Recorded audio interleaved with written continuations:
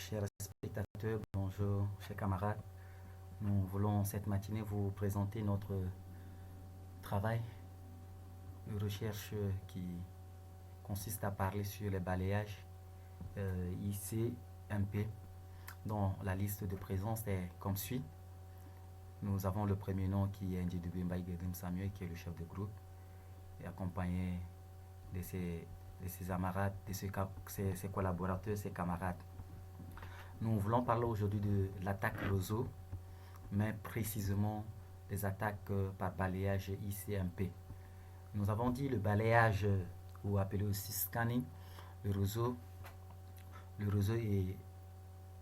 et en interrogeant chaque adresse IP possible, ce qui n'est pas très discret. En visant une seule fois l'adresse de broadcast du réseau, ce qui fait répondre toutes les machines présentes. Une seule demande permet ainsi d'engendrer l'envoi de toutes les réponses à ce travail. Nous avons la méthode de balayage. La plus simple consiste à utiliser le protocole ICP et sa fonction request, plus connue sous le nom de ping. Elle consiste à ce que le client envoie vers le serveur un paquet ICMP, où on appelle echo request, et le serveur répond normalement par un paquet ICMP echo reply, comme illustre toute machine ayant une adresse IP est appelée aussi un serveur, quoi. Voilà un peu le fonctionnement de ce travail. Nous avons les différents types de balayage qui sont précités ci-haut. À ma gauche ici, vous avez le balayage par le contrôle d'erreur en utilisant le ICP Echo. Nous avons le balayage ouvert en utilisant la connexion complète en utilisant le TCP. Nous avons le balayage semi-ouvert en utilisant la semi-connexion de TCP avec le drapeau synth, la synchronisation. On utilise aussi ce balayage de Turing avec la semi-connexion de TCP avec le drapeau synth et ACK et autres types de balayage. Mais nous allons plus nous apaisantir sur ces concepts qui nous demandent de travailler sur le fonctionnement de la commande ping. Donc voici comment cela interagit. Voilà un client qui envoie une requête sur le serveur. On dit déjà ça, c'est echo request, et du coup le serveur renvoie cette information si cela est bien ou traité en utilisant les echo reply, en utilisant la connexion pour partager ces deux informations. Voilà, il existe deux méthodes pour cartographier le réseau par cette technique. On utilise en balayant le scanning, le réseau, en interrogeant chaque adresse IP possible, ce qui n'est pas très discret. En envisageant une seule fois l'adresse de broadcast du réseau, ce qui fait répondre toutes les machines présentes.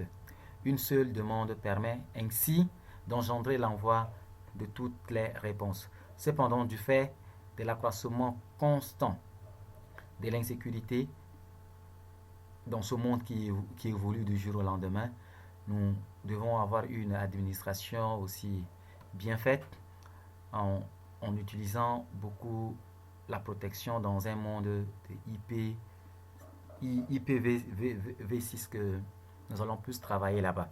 Le protocole ICMP qui était confiné à la remontée d'erreurs de tests et de découvertes en ICP4 est fortement étendu en ICP-V6 puisqu'il intègre notamment les fonctionnalités suivantes. Nous allons parler de la découverte de voisins, nous allons parler de la découverte de routeurs, de remontée des erreurs en ping, la découverte des préfixes utilisés pour le réseau, pour s'auto-configurer, et des adresses dupliquées. L'identification aussi des groupes multicast en intégrant la fonctionnalité du protocole d'accès multicast en utilisant le ICMP V6 embarque ainsi les fonctionnalités les plus riches, mais offre en contrepartie des possibilités plus avancées pour mener des attaques bien précises. Voici comment la saturation de réseau se passe. Parmi les méthodes les plus simples, citons la saturation de réseau de ressources du réseau, en général la bande passante ou d'un système de nombre de sessions de bandes passantes. Pour cela, il existe différentes techniques qui affectent tel ou tel élément de ces ressources. Nous avons la saturation par inondation et autant de choses qui se passent. Voilà comment le ping se comporte en utilisant le broadcast amplifié. Nous parlons ici de l'adresse de diffusion de masse. Donc, nous avons déjà un intrus qui peut être une personne qui a de mauvaises intentions en utilisant ce routeur. Nous avons le pare-feu qui est là, qui, avec le serveur qui est interconnecté ici avec des commutateurs. Et celui-ci veut avoir accès sur une information quelconque. Donc, voilà ici ce qui nous intéresse le plus aussi, un exemple un peu d'une manière un peu générale de l'injection de route en utilisant le DUSA, alors Design Special User Address, qui est défini par IANAC. Donc voilà ici, nous avons les adresses, les routes par défaut, nous avons ici le broadcast, nous avons le loopback, nous avons le sous-réseau destiné à l'usage des CST documentation, les adresses privées définies dans le RFC, tout ça, voilà toutes ces informations que nous allons utiliser. Donc, pour ces routes ne sont donc censées exister qu'au sein d'un réseau d'entreprise et un intrus qui réussirait à faire publier ces routes pourrait engendrer des perturbations sur le réseau qui les utilise. Donc voilà, du coup, nous avons utilisé ce logiciel pour faire ce travail. Comment l'information se passe? On travaille maintenant ici sur Ubuntu avec les captures d'écran pour illustrer juste le travail qui a été demandé. Donc voici ici, ça c'est un dossier d'extension qui était déjà créé lors de l'interconnexion pour faire le ping. Voilà les adresses qui se communiquent. Voilà l'adresse qui se communique, c'est l'adresse master du routeur qui est déjà là. Et en utilisant ce service de TCP Open et Ease. Donc nous avons ici le scan TCP Connect. Donc ce scan est de type de scan par défaut pour utiliser le SYNS qui n'est pas utilisable tel est le cas lorsque l'utilisateur n'a pas de privilèges pour des paquets bruts. Donc il faut encore chercher à voir comment on appelle les défauts ou les failles du système pour pouvoir faire des attaques. Les ports qui sont disponibles ou un peu vulnérables. Nous avons ici tout ce support, des captures d'écran pour illustrer notre travail. Et voici comment cela se comporte.